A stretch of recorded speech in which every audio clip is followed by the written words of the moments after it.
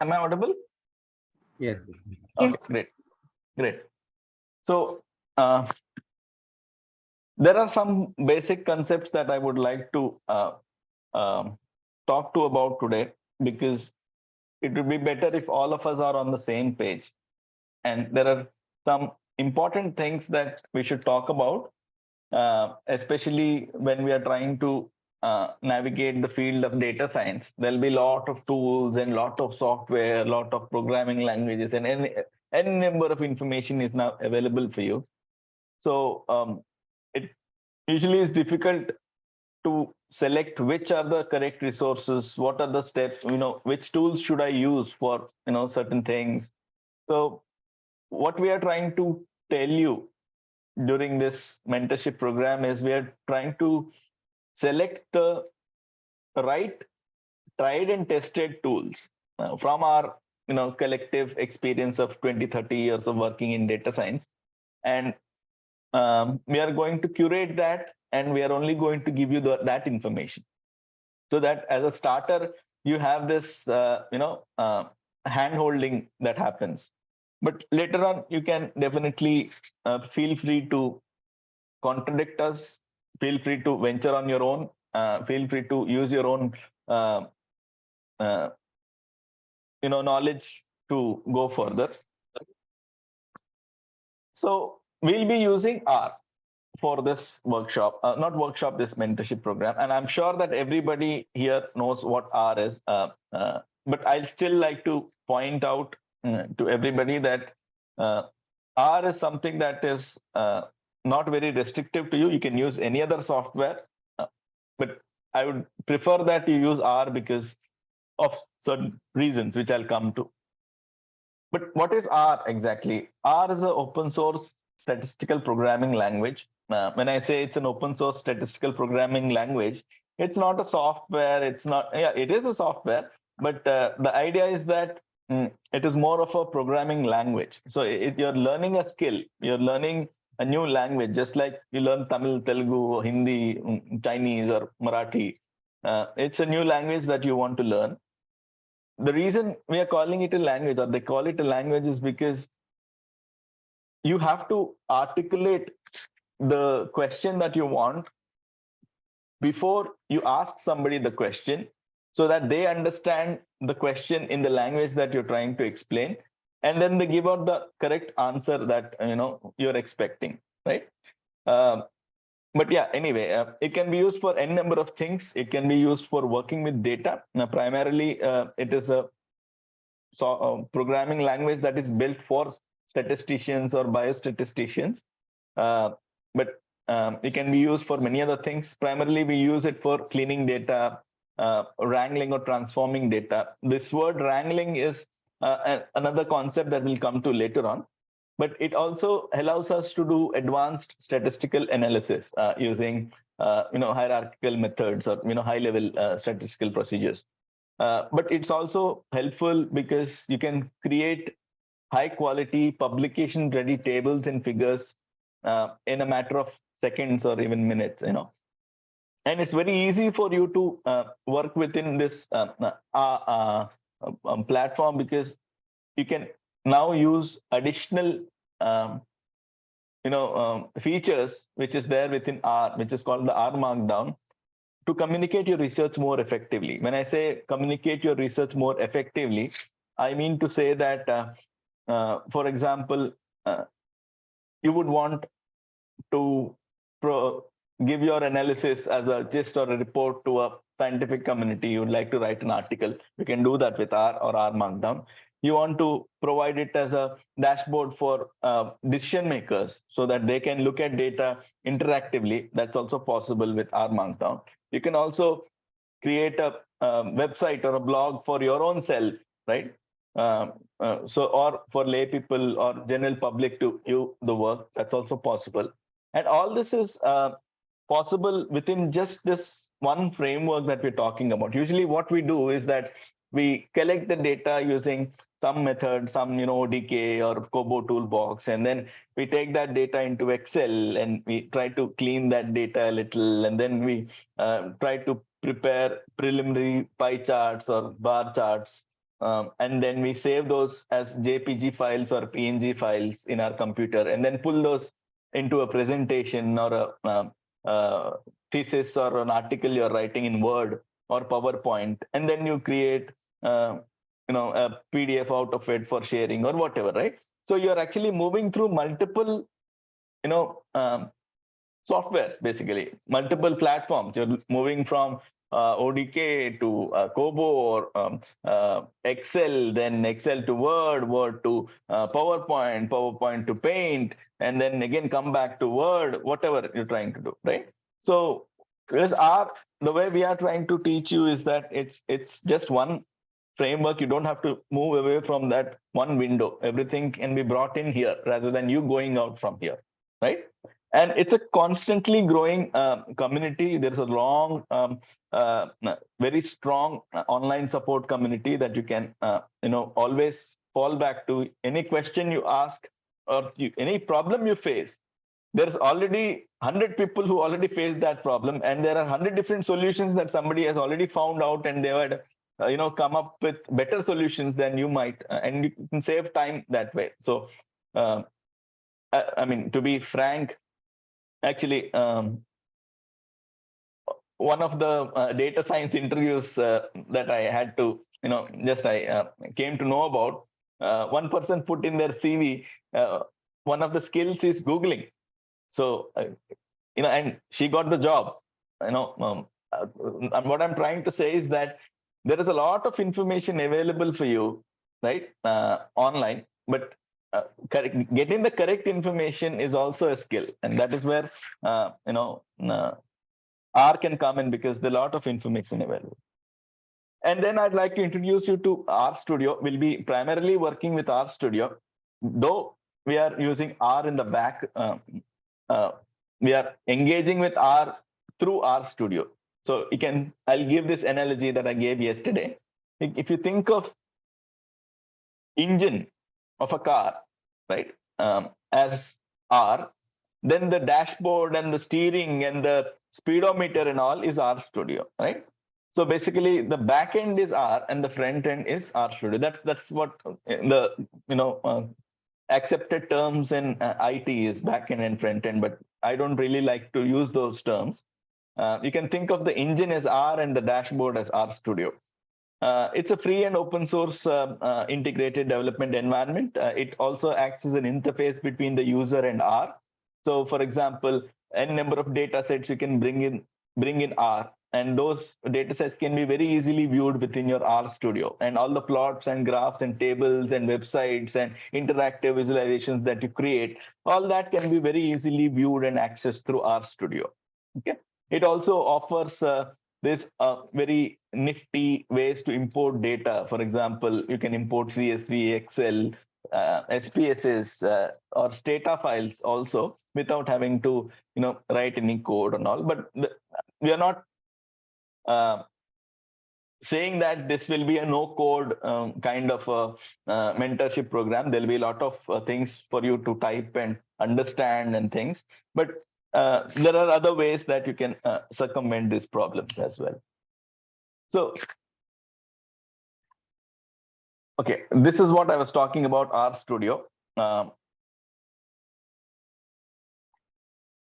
So now I'd like to bring your attention to why R versus other softwares, right? There you have Excel, you have SPSS, you have Stata, you have Tableau, you have Jamovi, a lot of other data analysis tools are available for you. But why do you have to stick to R? Or why are we suggesting that you use R?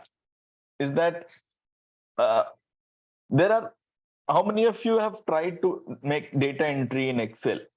I mean, I'm sure that all of you would have tried to do data entry in Excel. And for example, if you try to type some number or something and it suddenly changes into a date, right? I'm sure that all of you have faced that problem. All the decimal points are gone or things like that. So the way data structures are managed within Excel is not very consistent, in the sense that the missing values are not handled properly. You can have multiple data sets and data sources that you are working with. There are ways that in Excel you have sheet 1 and sheet 2 and sheet 3 and all of that, but it's still not very effective. And if it's corrupted, one file is corrupted, everything gets corrupted. And the second thing is that when you're applying formulas and things like that, you make your one column here and there, and all of that becomes broken, right? So there is a chain that is lost.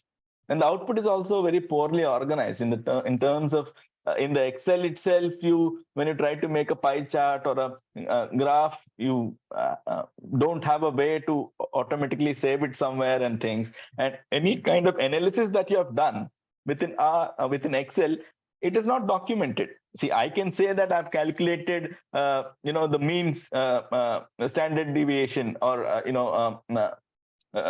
residual mean square error of, for a model using Excel.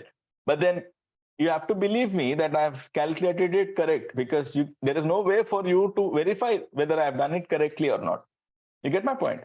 So, and other thing is that there are some advanced analysis which is not possible within Excel and SPSS and Stata, for which I would like to say that if you're learning something new now, why don't you start with the top level? If you're purchasing a phone, I would like for you to purchase the current one which has a 5G, or a way to use a smartphone, right? Purchase a smartphone rather than an analog phone. So I think I made a case for why you should use R. There are some other incentives for you to use R. Now, because R is very swiftly becoming the lingua franca of data science, and it is most widely used. See, when I say why you should learn R, you can think that, okay, it's free and open source, and it's fine. There are a lot of things which are free and open source. But if you see who are the people who are funding R, who are the major sponsors in terms of corporations, it is Microsoft, Google, IBM, Facebook, Amazon. These are the people who are investing in R. And you might think why they should invest in R. They are actually proprietary companies. Why are they investing in R? Because much of the innovation is actually coming from open science and open source science. So all the kind of advances in machine learning and all this IT and data science, all of this is happening in the open source community. So they want people who are actually working on cutting edge technologies, and all that cutting edge things are actually happening in open source. So that is why R is also gaining a lot of popularity in academia. And that is why the industry is also looking for, kind of pool of talent, so that these are the ones that they can recruit. And if you see, I've attended a couple of UNICEF, WHO, World Bank, and UN interviews. In one of the all the interviews recently, there's a trend that is happening, that there's an option where they ask you whether do you know R, or have you worked with R as a team.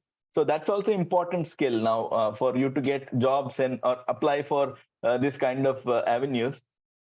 It's always important for you to work as a team, and there are nothing better to work as a team than open source tools, right? And if you see, R is also becoming very increasingly prevalent in the scientific research community as well. And one other thing I would want to point out to is that this is on the left. You can see this is how your Excel visualizations we try to make, right? This is a pie chart, and this is what I mean. There is no way of organizing your outputs or figures properly. And yeah, you have these representations of data in terms of a three-dimensional figures and all. But just look on the right. Look on the right. So this is an interactive graph that I have created with just 3 lines of code. This is actually taking the points of elevation of a volcano, and it is actually plotted it as a surface. And I can zoom, I can interact with it, I can pan it, and it's all embedded within R. So it's very easy for you to move from this two-dimensional archaic visualizations to high-level interactive visualizations, which are the ones that are actually going to take you into the future. So this is my case about why you should learn R. Now, I might not have been very convincing here, but maybe once you start using it, you will be a little more convinced. And the learning curve, one of the drawbacks of R, I would like to say, was the learning curve, in the sense that the commands and the syntax of it was quite difficult for people like you and me, right? Initially. But now we are very confident, or at least I am very confident, that we can ensure that we can remove the fear of R from you in just 3 days. Okay. The reason is that there have been a lot of advances that have happened in the last couple of years, not just couple of years. The seminal paper came in 2014 by Hadley Wickham. We'll talk about that. But before we go there, I would like to stress on the need for reproducibility in research. And this is one other plus point, or this is one other reason why you should learn R. So what exactly is reproducible research, right? I'm sure that many of you have heard of this term before. If you have not heard of this term, it's a concept where research is considered to be reproducible when exact results can be reproduced if somebody is given access to the data or software or code, right? So for example, you all might have come across many scientific articles, and all these scientific articles might have written the methods section, right? These many people were recruited in the participants were recruited in the study, right? But they will have a section on sample size calculation and things, but they will not be very explicit on how did they do that, how does the sampling do. Even if they are doing a systematic review, not many people write it in such a way that you can easily replicate whatever they have done by yourself or understand. There is a lot of gray areas. There is a lot of things that are left to imagination and ambiguity, right? So one of the problems is that when you're coming from a research or a scientific discipline, for you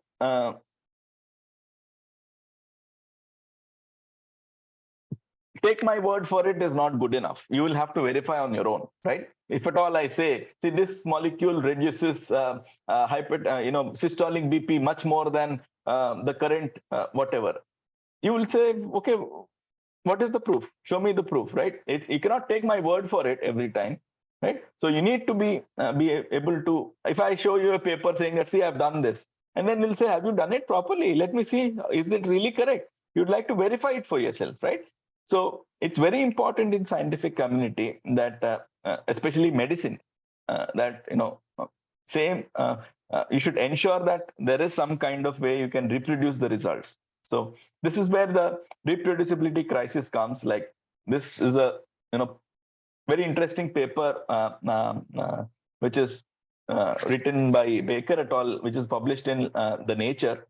They talk about is there a reproducibility crisis in the scientific world, and then they say that around 90% of all of all people actually answered that yes, there is some kind of reproducibility crisis in the current research scenario. Okay. So what do we really mean by reproducibility? I'll come back to the let's look at the definition first. Let us look at the definition of reproducibility. This is again given by the National Science Foundation of US. They're saying that reproducibility refers to the ability of a researcher to duplicate the results of a prior study using the same materials as were used by the original investigator. For example, if I'm saying that I used X and Y molecule in my study, I should be very clear that what material I'm using, so that other person is also using the same material, right? When I say material, I don't really mean the chemical compound or things like that. It could be any material that we're using. For our case, we'll be working with data that is available uh, in a raw format, right? That is, a second researcher might use the same raw data to build the same analysis files and implement the same statistical analysis in an attempt to yield the same results. So if you see that the word same, one, two, three times has come, right? Sorry, four times. Same raw data, same analysis, same statistical analysis, same results. So in order to do it this way, uh, you have to have some kind of procedures, right? You cannot just assume that whatever, there needs to be a framework for you to do this. Otherwise, it's not possible for you to come up with a reproducible article or research, right? But not only that, reproducibility is the minimum necessary condition for a finding to be believable or informative. And this is the condition that is set by the National Science Foundation of the United States. They say that reproducibility should be the minimum necessary condition. So if you're taking this as the gold standard, many of our articles or research, even the articles that I write or research that I publish, are not completely reproducible. So they are not fulfilling this minimum necessary condition. But now I have changed. I learned a little. I started mending my ways, especially with the help of this concept of reproducible research using R. And now the way I work is a little better in the sense that earlier I used to be in the left of the spectrum, right? When I say left of the spectrum, this is what I mean. Sorry. When I say left of the spectrum, I used to just publish articles, but they were not really reproducible. So then I started working with an R.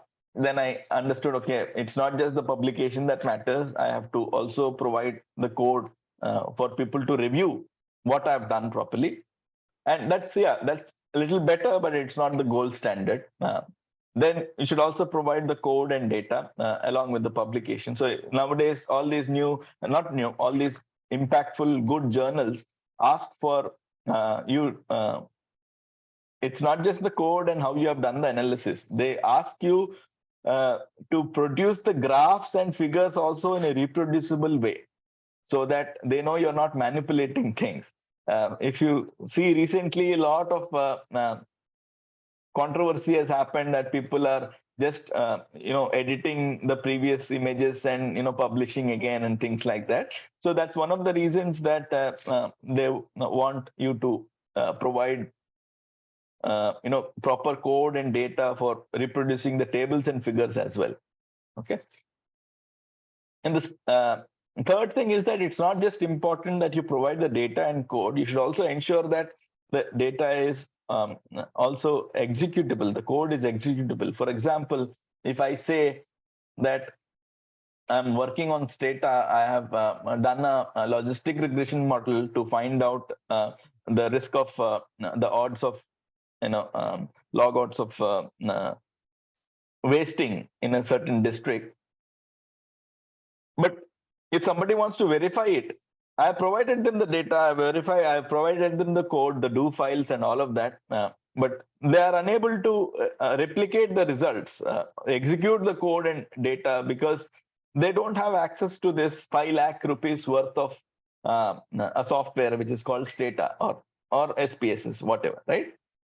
So it's important that you ensure that all the data is the software also is open source. And not just that, for example, if you are using archaic old methods which are no longer supported, right, and you have done your analysis in that way, somebody who is doing that, replicating that analysis in the year 2023 might not be able to replicate that properly because you're using some old methods which have been obsolete, right?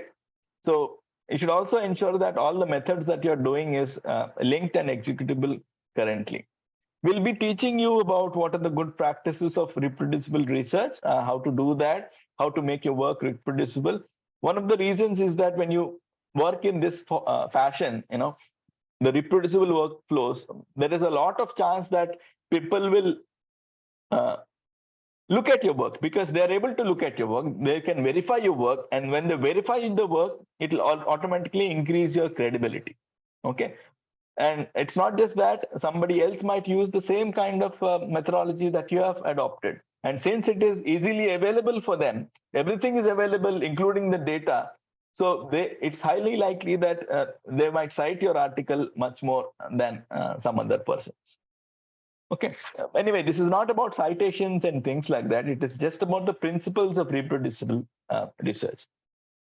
I'll take a breather here. I'll come back to you guys. I'd like to get some feedback, because I feel that I've been talking to myself and looking at my own face. So, do you guys have any kind of thoughts on, like, for example, yesterday, Shruti asked an interesting question that I thought Stata is also something good. I've heard that my seniors say that Stata is better. It's made for epidemiologists. Why don't you use Stata? And what is the trade-off of using Stata and R?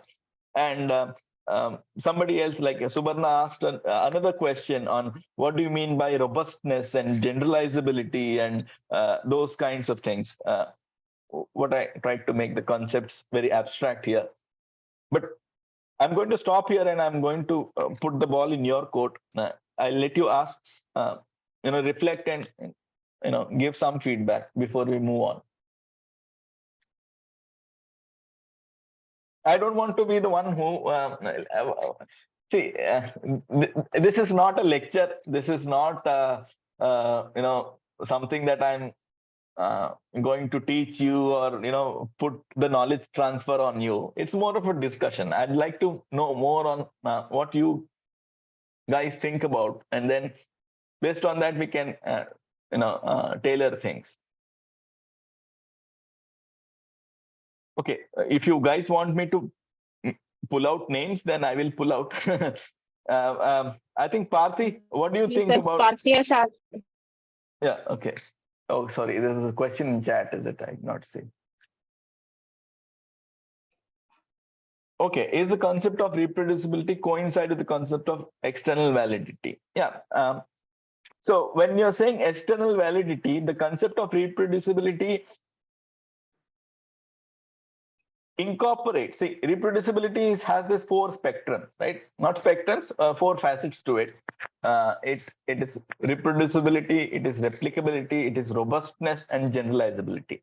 When you say external validity, it's more of generalizability, what we're trying to say, right? But there is an issue of internal validity also, right? So that is where it is the robustness that comes in. When I say reproducible, it means that you take the same data, do the same analysis, you will get the same results, correct? But if you take the same different data and do the same analysis, and you're also getting similar kind of results, that means your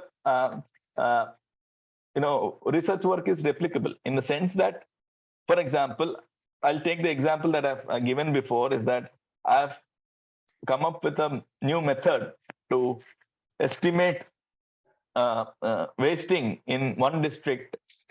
New method of correctly estimating a percentage of wasting in a district, for example. Now I want to see that if it's really working. So imagine now I have data from a different district, and now I plug in that data set and do the same kind of analysis, and I also find out that yes, I'm also getting similar results. That means I'm able to replicate the methodologies that I've used in this study in that study, right? So that is what replicability means. And the third concept of robustness is then, if you're able to say that, okay, there is a difference in the, for example, yesterday we were talking about gender disparities in anthropometric indices, right? So for example, we are looking at wasting, and we found out that wasting is more in women or girl child than the male child. And then we found out that, okay, this is not something that is only restrictive to wasting and anthropometry, but also in income. Okay, so if you are able to take the data, look at different aspects of gender inequality, and then you're also getting the same kind of results. That means whatever you're saying is closer to the truth. That means it is more robust, right? There is statistical robustness to your analysis. So that is what when I mean robustness. And the fourth thing is generalizability. That is where when you take different data sources and do different kind of analysis, and still it is valid, right? It is still, you can apply your results or same kind of concepts to data that is not coming from your own study, it's coming from some other study. So that is external validity. That is more of a generalizability concept that we're trying to talk about. These are terms that you will not hear, or you might hear very interchangeably in other things. And I would not shoot you or anything just because you use these terms interchangeably. But these are concepts that if it is clear in your head, it will make things much more easier for you. Okay, great. Sure. Dr. Subarna, anything? Okay. Is it more clear? Okay. Not now. Ankita, Reena, Lokesh?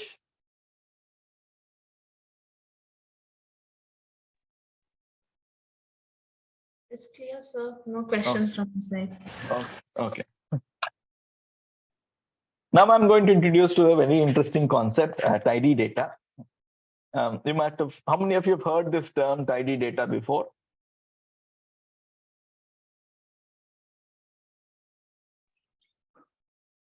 I just heard this in the material you provided, sir. Okay, in the material that I provided. Okay, so I'm assuming that apart from Parthi and two people, Shruti and Subarna, nobody has heard this term tidy data, is it? Am I correct? Yeah, only that one there is some tidy verse. I don't know that is. Okay, yeah, okay. So okay, fine. So let me make this concept a little more clear. Okay, the word tidy data comes from a seminal paper by Hadley Wickham. Okay, this paper has been published in 2014 in the Journal of Statistical Software, and in that paper, Hadley Wickham, who is a computer scientist from New Zealand, he's also the lead. I think he's a co-founder of RStudio.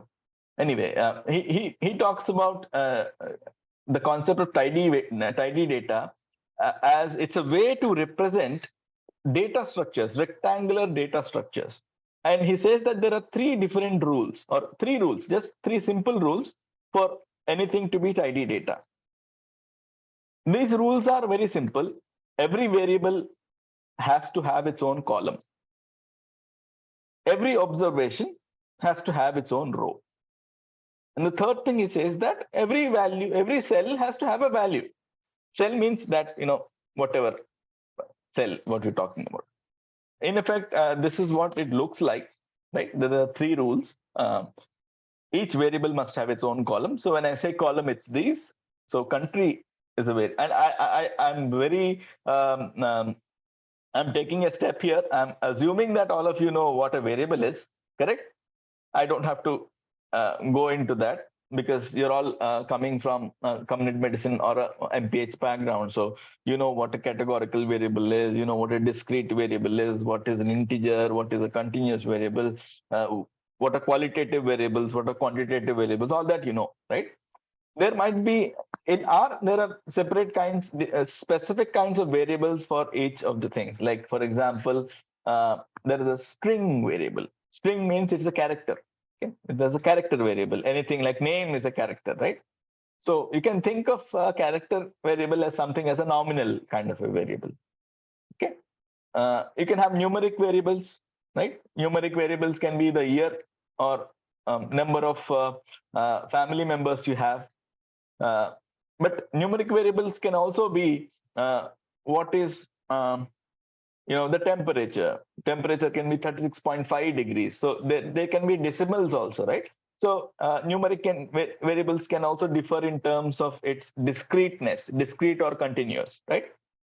And there might be variables such as true or false, logical variables. Those are also there. We'll come to those later on. But the concept that I'm trying to say is that in tidy data, all variables have to be columns. Okay, variables are represented as columns. This is a thumb rule. Okay, the second thumb rule is every observation has to be a row. Yesterday I was taking an example. Let me take that again just for the sake of brevity. Imagine you're taking blood pressure of a patient. Okay, so blood pressure, is that a variable?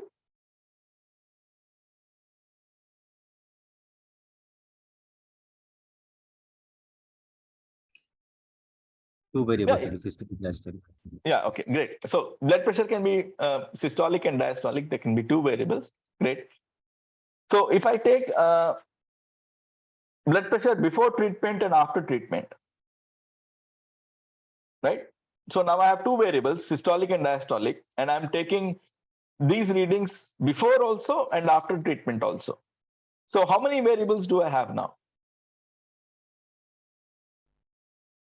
4. I have 4 variables. Okay. What about you, Parthi? Would you agree? 4 variables. Reena, what about you?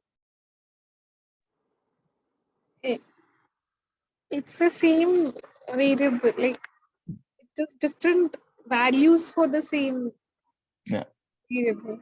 Okay, fine. Lokesh.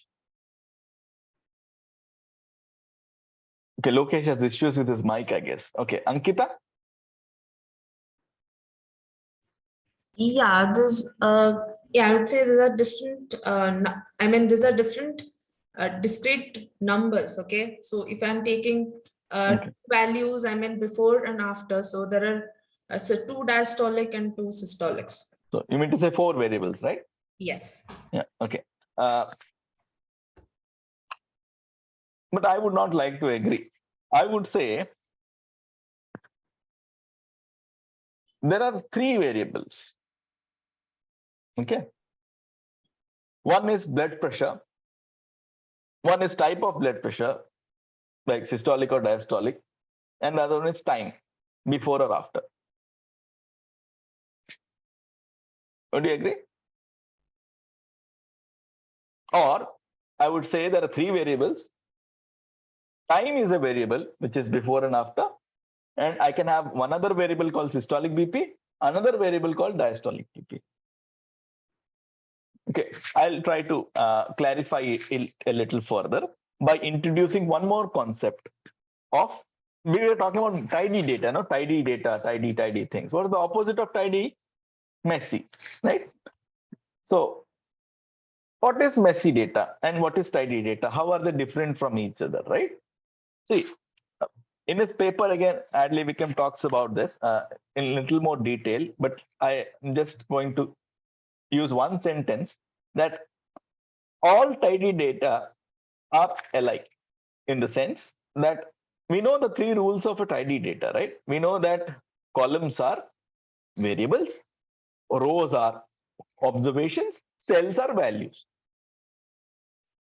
So all tidy data sets are all alike, but messy data can be messy in its own way. Every messy data can be its own way. For example, look at the left side of this column here. It says messy data. See, the first column is names, right? You have name, John Smith, Jane Doe, Mary Johnson. But here, these are actually row names. And there are 2 columns, treatment A and treatment B. And this is usually how we actually get our Excel sheets from clinicians and people who are our friends, right? They ask us to very quickly do some analysis, and I have a paper coming up, poster conference coming. Can you help me prepare a paper or journal or something like that? So this is how we get the data. They, for example, the columns are names, right? John Smith, treatment A, treatment B, Jane Doe, treatment A, treatment B, Mary Johnson, treatment A, treatment B. You can write it in this way also. But if you try to frame it in this tidy data concept, you try to look at, okay, what is the, how do you call it? What is the, are all columns variables? So name is a variable, isn't it? Name is a variable. So if we convert this data into tidy data, this is how it looks like. Name is a variable. Treatment is also a variable. Treatment A and treatment B. And the result of it is one more variable, isn't it? Agree? Yes. Okay.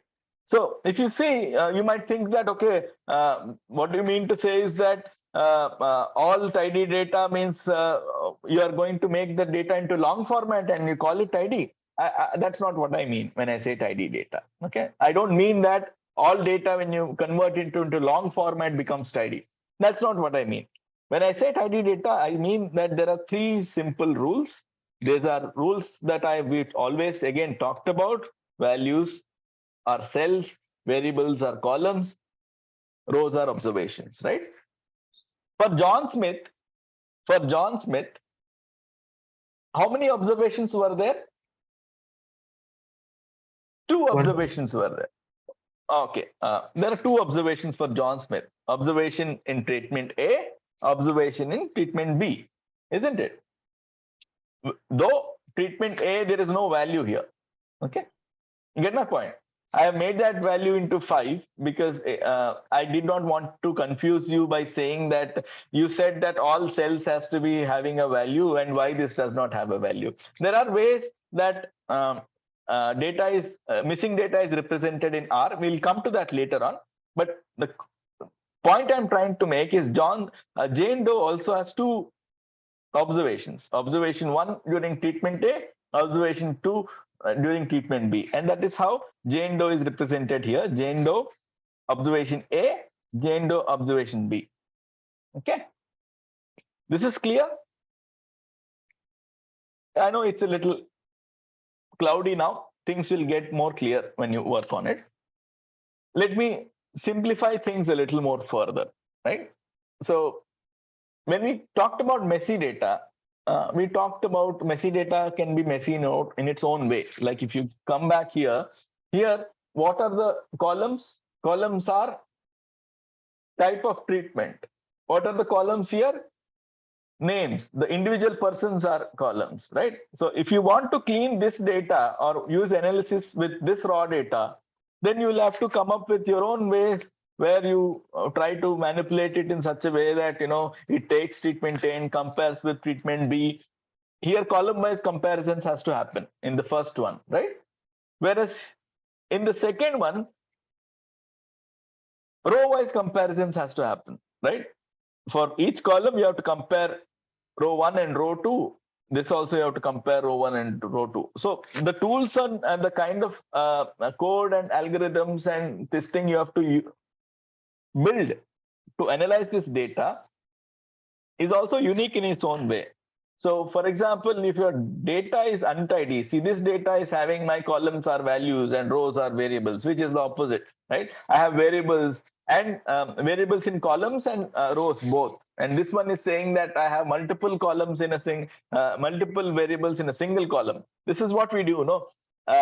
One of the major or most common ways that age and gender is written is that 45/F. That is how people write data. I mean, that's how they are actually giving us data. So you have multiple information in one variable itself, right? You have the age variable also, the gender variable also, and we're trying to take the mean of this variable. It will not give you any sense of what it is, right? So it can be very difficult when you're working with messy data, and we need to build customized tools from scratch each time we are trying to work with a new data set. But imagine that you are in a very sophisticated kind of scenario where your data is all tidy data, right? It knows that all columns are variables, all observations are rows, and all values are cells. Okay. So now you can take a single data set. You can place your single tool.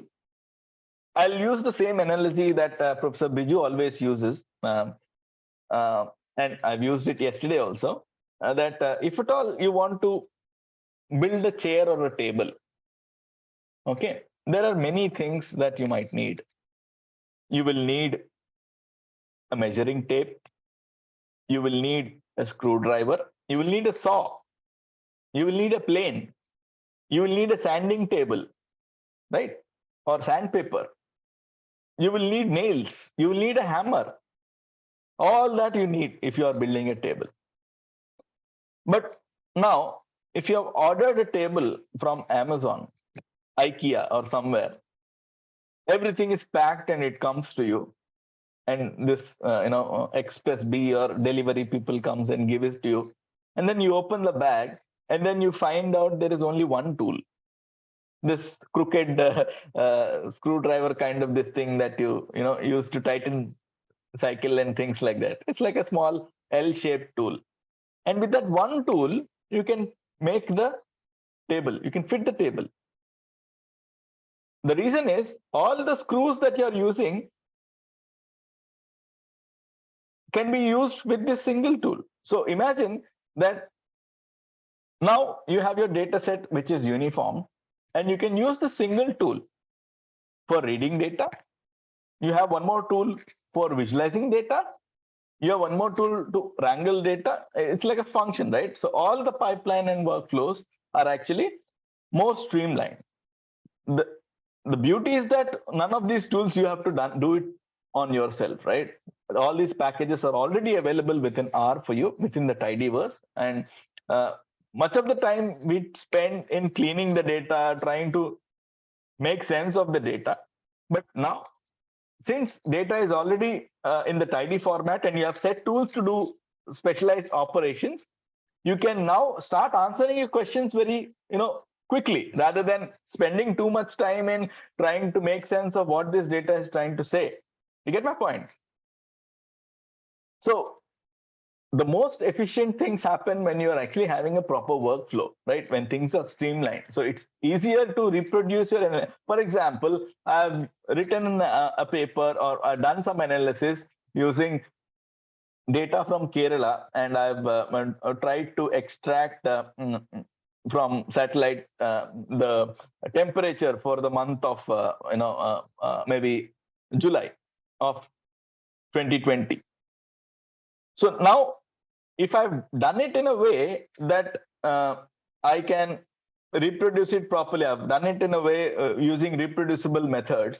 All I have to do to get the same values for the state of Goa or Maharashtra or Karnataka is that I just have to change that file which is telling Kerala to Karnataka. And then I rerun the analysis again, and everything else is the same. So I can reuse my code again and again. So that is how my workflows are becoming more efficient, right? I remember that I have to clean one kind of a variable and extract some data from it, okay? And then, for example, it's like I want to create BMI, and this is a very simple example, or I have to create age groups. This is a simple example. You have age column, I have to create age groups. So I usually in SPSS or Stata, what I do is I recode them and do that. But in R, I have written the code similarly once. But next time, some other person, some other data set I want to use, create age groups, I can just take that code, say that, see, from this data set, you take this age variable and recode it. Similarly, there is the age column in this data set, you make it into age groups. That's all possible, okay?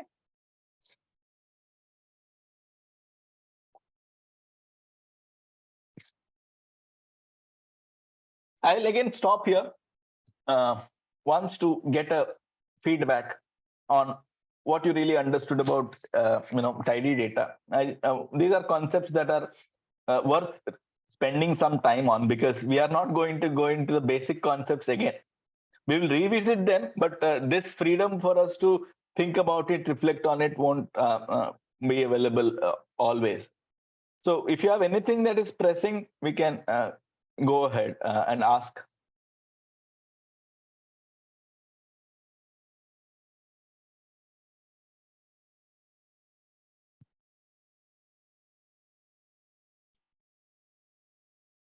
Okay, I'm assuming that things are okay now. If I ask Yes. you, there are, yeah, Excuse sorry. Yes. Yeah. So I would like to go back to the same question that you've asked about, the blood pressure being measured before the treatment or after the treatment. Yeah. And then if I understood this 3 thumb rules of tidy data, so my variables would be blood pressure and time period, right? Yeah. Am I correct? Yeah. So, for example, what is your row here? Your row is an observation, Yes. right? Yeah. So it's up to you to decide what is your observation.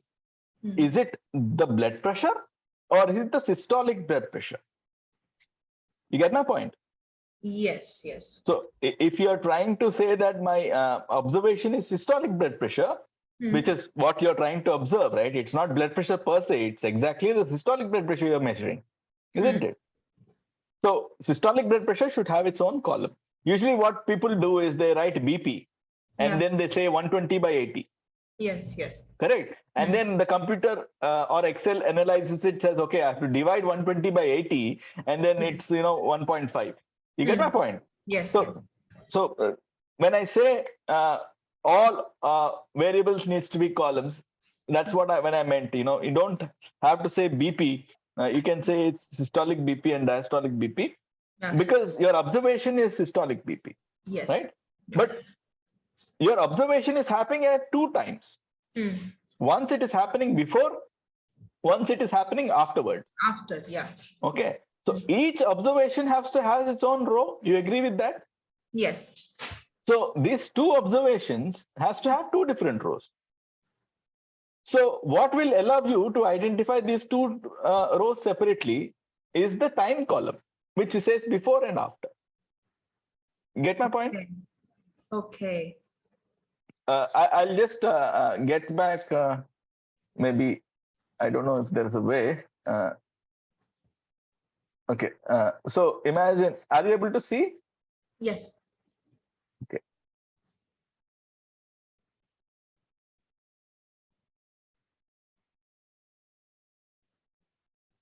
So this can be ID, correct? This can be time, and this can be SBP, and this can be DBP. Yeah. Correct. So there can be possibility that ID1 can come twice, and this can be before, this can be after. Okay. Isn't it? Yeah. Get my point? So these are 2 separate observations, isn't Yes. it? Similarly, 2 can also come twice. Twice, yeah. And so on. You get my point? Yeah. Okay, Lokesh had a question. It would be, okay. Would it be valid to have systolic BP1, systolic BP2? I think, again, the question here is, what is your observation? What is your variable, right?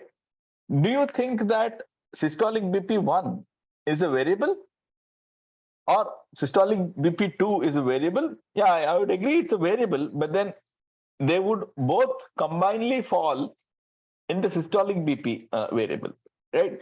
If you think about these 3 thumb rules, they are mutually very inclusive in the sense that you cannot satisfy just 2. You have to satisfy all 3. Get my point? When let me just draw what Lokesh was saying is that he said that I will have an ID column here. Okay. ID column here, and he says it will be SBP1 and then SBP2, DBP1 and DBP2. Okay. So here, how many observations do you have? You have 4 observations, isn't it?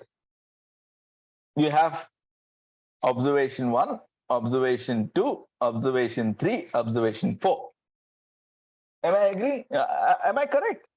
Or am I wrong?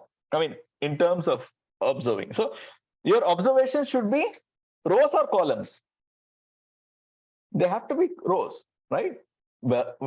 The 3 thumb rules are your variables needs to be your columns, your observations has to be row. So in what Lokesh has suggested, the second rule is not being satisfied. You agree? Because observations are columns here, they're not rows. Get my point? Okay. I hope it's clear, Lokesh.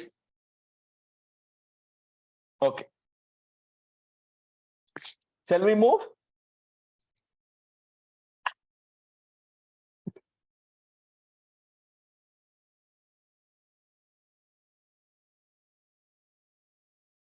I will how to stop this. Okay. I think I'll clear the annotation. Eh?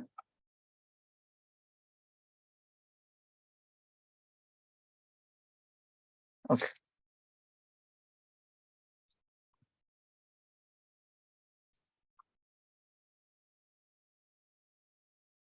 So today what I'll be doing is that I'll be talking to you about how to import and export data based on the tidy principles, and we'll be talking about what are the optimal workflows for reproducibility and ease of doing data analysis.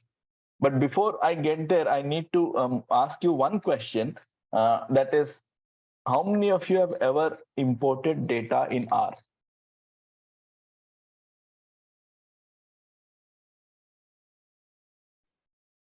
I have done that recently, sir, while copying Okay. from.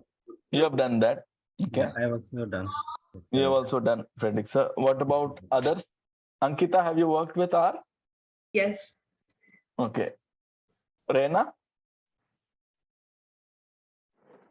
No, no, no. I've not Okay. imported any files. I've downloaded the studio. Yeah. Okay. Have you installed them?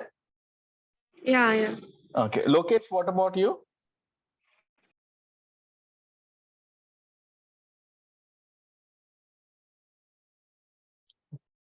Okay, I'm assuming that, yeah, he has done it before. Okay, great. Then my work will be easy. But before we get started, I'd like to introduce you to a concept called a project, right? Whenever we are working within a project, with any kind of data analysis, exercise or work, we would ensure that you have to work within a project, right? The reason is that we all have this very good habit, which we don't like to lose, is that we tend to not save our files where they're supposed to be saved, right? We tend to not name our files the way they are supposed to be named. For example, I have a very bad habit of saving anything that I download in my downloads folder. Okay, then I keep on looking through my downloads folder, which is already, I think, around 60 GB, which has more than a couple of lakhs of files, and it's very difficult for me to even search. Even though if I know the name, it's very difficult for my computer to search these 2 lakh files, very quickly. So it would be better if I was downloading maybe a research article. I have a folder called research articles, and then I put it in that. If I am downloading a meme, I would, if I had a folder called memes, I put it in memes. If I downloaded some Excel data and something, if I had a folder called Excel files or data, so that I can come back to it. It would be very easy if I would have done the organization right from the start, isn't it? So that is what we're trying to incorporate within you. Whenever you're actually working with R, you have to ensure that you're working within a project. And I cannot stress this enough. The reason is, I did not know that I have to work within a project till 5 years ago or 4 years ago. So it was very difficult for me to navigate things. And I think 4 or 5 years ago, the tools that are available for you now are not there, were not there. So it was very difficult for us to actually manage this working directories and things like that. So we used to use this set working directory, setwd, which is a command in within R. We used to use that to set our working directories and say that, okay, this project is residing in this folder. Okay, go to this folder and then look for things. Okay, but now with the newer additional functionalities of R, the beauty of it is that it creates a rproj file for you whenever you create a project. And this rproj file is like your flag. Okay, you go to your place and then, like we went to the moon and put our flag, right? This is the human flag or US flag. And then we said that, okay, this is where everything, this is our place, right? Similarly, this rproj file is like a flag. It goes and it puts a flag in the folder wherever you're creating the project. And that is relative in the sense that for every project, there is an rproj file, every project that you create. And for that project, this is the central area where everything is residing. So you can have a folder called data within that project file, which has raw data, clean data, yesterday's data, final data, whatever data you talk about, all that is possible. But if you just to make things humorous, you can see that in the figure here, there are this set WD or working directory is made of glass. And it's very fragile. It has 2 fractures, one leg fracture, one hand fracture, a couple of bandages, and it is still trying to work. But whereas this other rproj is like a safe, right? It's like a metal safe, which is fully made of robust materials. And there is this small person who is actually doing this skating here. And if you look at the top of his helmet, there are some words written on it. And the words are here, HERE. So here is a package within R, which has come very recently. I think, in fact, it's come 2-3 years ago, that helps you create, do away with all this confusion of setting working directory and all of that. The way it does it is, let me go to the next slide, is that whenever you say library here, okay, see, for example, I have actually created a session, project for today's session, the first session, which is on exploring data. Actually, this is supposed to be yesterday's session. I'm repeating this on this thing. But you see, all I had to do was I said, I installed here first, and then the way you install any package within R is use this this function, which is called install. Sorry, I think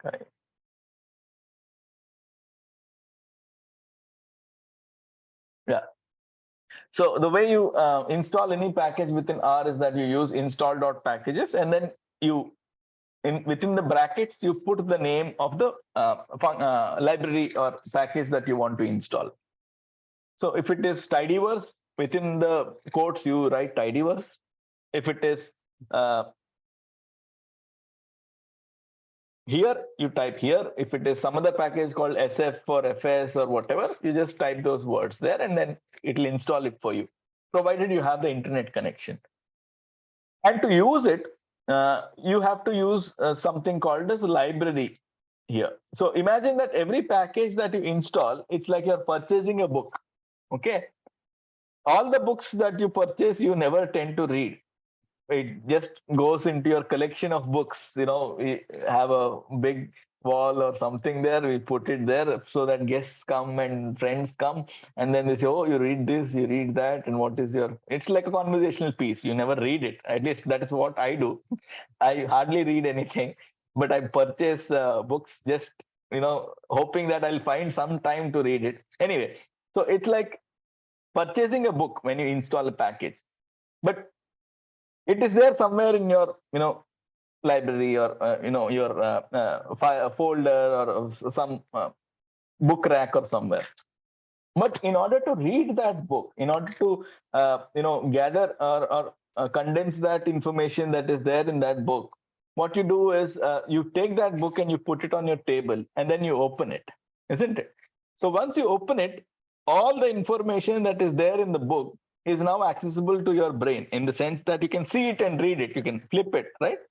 So that act of taking the book from the bookshelf and putting it on your table is being done by this function called library. Okay. So once you say install packages, you're purchasing the book. Whereas when you say library, you're bringing that book from your desk, from your file cabinet to your desk. Okay. So the book is now available for you. So the functions of that package is now available for you. That's what I mean to say. Okay. So when I say here, what happens is that it looks for this interesting file called rproj. Okay. So whenever I create a project, it automatically creates this rproj wherever you ask it to create. And for example, for this particular project, whichever I'm working on for the slides of today, I made all these slides in R itself. I have created a project called online session 1 exploring data. Okay, this is what I've created, and this is there in my C drive, in users, in Arun, in Dropbox. There is a folder called PHDMI IPHA and online sessions. In online session, I have session 1, session 2, session 3, whatever, right? So this is what session 1 I'm working on. So the moment I said here, it went and looked for that rproj file and then said that this is where your life is now, right? This project is now residing here. So then I can say, okay, what about if I add, see, in this brackets, there is nothing here currently, but here in the next line of code, I added data.csv. So what it does is that it says that, okay, are you looking for this file, which is called data.csv within your working directory? That's what we are trying to say. So what it does, it creates a file path for you. And it says that in this folder, wherever you are, your project is, this file is what you're asking for. Okay. And this is not restricted to just one file. You can say that, okay, this file is actually residing in one folder called my folder. And then I can just place that folder name here with a comma. Just pay attention that whatever I'm writing within the brackets, I'm writing within the quotes. Okay. So my folder, and then I'm saying data.csv. So it says that, okay, you're looking for data.csv in a folder called my folder in your working directory, right? So that, let me create that path for you. And this is what the file path it has created. Okay. Just let me be very clear here. When I say here CSV or whatever, it is not going to bring that file within your working environment. It is only creating something called as a file path. Okay. So what I mean by file path is whenever you create something, read or write file within your computer anywhere, there is a string of letters that says that, which identifies where exactly in your computer that file is residing. And that is a file path to the file, right? So file path is a string of characters that point R and RStudio to the location of your file in your computer. Usually it is like this, if you pass, anyway, things can get very complicated when you use file paths. The reason we don't want you to copy the whole thing. Imagine if I want to say that go use this data set in this folder, I will have to copy everything and then say that read this CSV. But here what I can say is I can just use here package, go to my folder, go to data.csv, and then I can say read this file. Okay. Am I clear or did I confuse you more?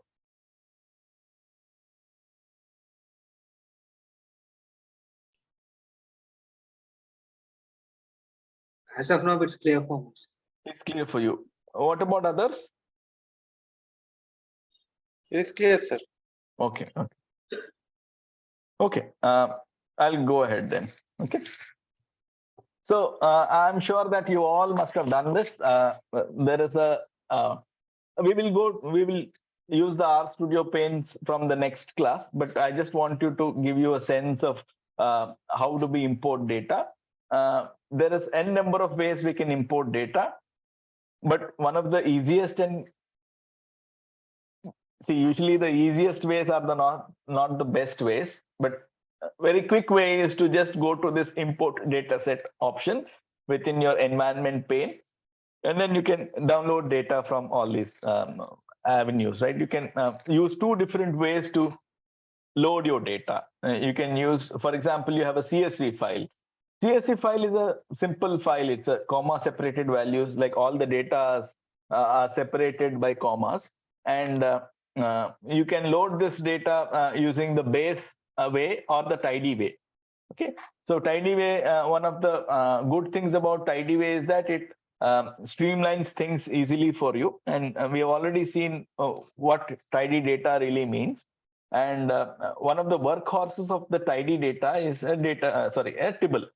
So for example, when I say data, I'm sure all of you are thinking about this Excel file, right? Excel spreadsheet, right?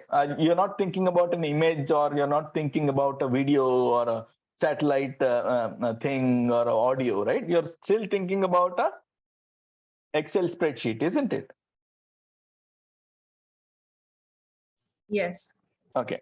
So, but I want to, yeah, that's good enough for now. But I want you to also consider that data in this era does not only mean that it's a rectangular Excel file, right? It can be an image, it can be a video, it can be anything. It can be a CT, it can be a ultrasound video, it can be somebody's ECG, which is just a signal. It can be anything.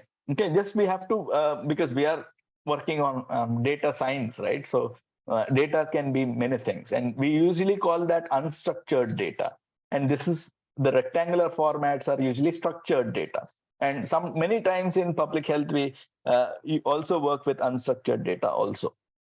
Okay, so this unstructured data can come from multiple sources. It can come from Excels. It can come from, somebody must have already done half of the analysis in SPSS or SAS or Stata. You might want it. You might want to verify whatever they have done correctly there. All that is possible. Basically, what I'm trying to say is that there is something called as interoperability within R. When I say interoperability, you can have multiple data from multiple systems, but still all of that can be worked within R itself. Okay, there is no such data that you cannot work within R, right? And R also has its own data files, file types, like Excel file is .xls or xlsx. PowerPoint file is .ppt or pptx. SPSS data is .sav or SPS or something.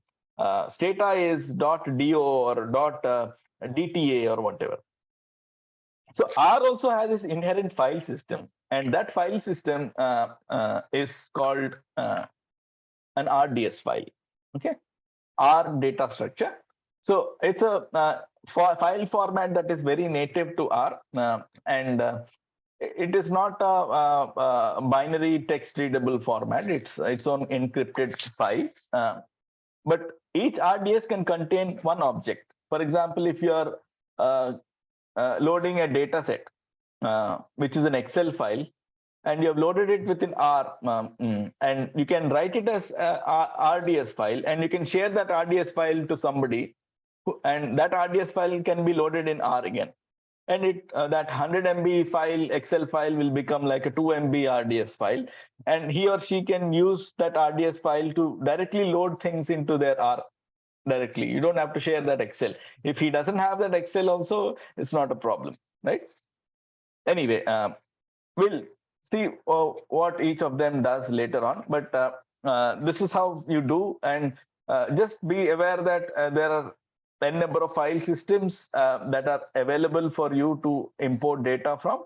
and each of them uses a different package to load data. Like for example, if you go back to this thing, it says that from text base, from text readr. So when you say readr, it means it's using the package readr to load the data. Okay, is this clear?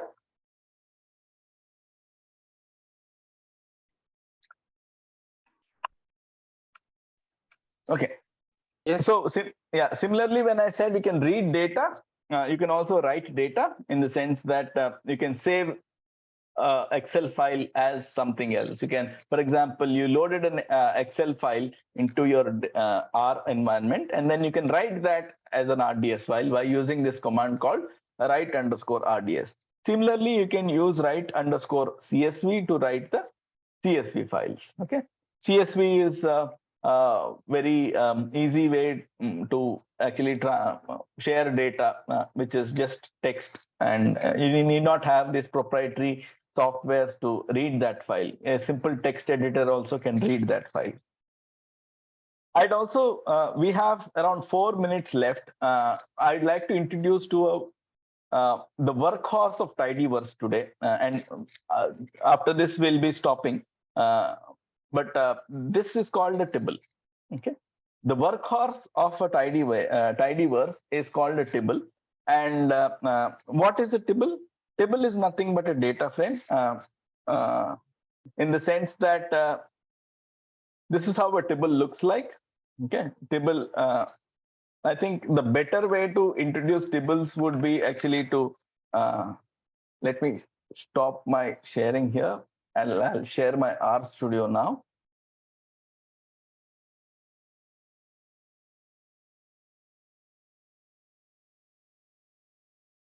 Are you able to see my RStudio screen? Yes, sir. It's visible. Yes. Okay. Do you want me to increase the font size? Increase the font. Hello? Are you able to see my screen? No, no, Not now. not now. Yes, sir. No. How about now? It's visible now. Yes, sir. Is it okay? It's visible, sir. The clearly. font size is Small. small. Isn't it? Okay.